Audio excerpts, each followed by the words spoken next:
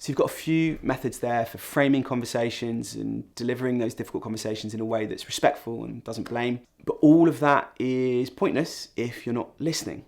In fact, if you use those without listening, you're probably going to do more harm than good, because we all want to be heard. And if you're not listening in those difficult conversations, that's not a dialogue, that's you lecturing someone.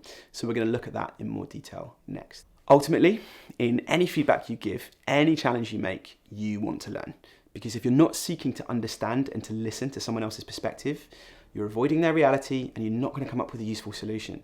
You're just going to be two blind elephants running at each other, right?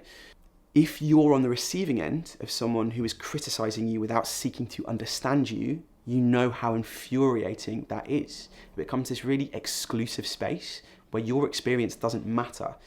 Those spaces are awful for teams. The challenge is that listening, we mean really listening, it is a skill. And whilst it takes years of practice to do it expertly, there are some things you can pick up fairly quickly. Word of warning, intention here really matters. If you're listening out of genuine curiosity, a desire to understand, people will pick up on that. But if you're listening to win a debate, people will feel that too. It feels manipulative and it creates that combative defensiveness that we're desperate to avoid.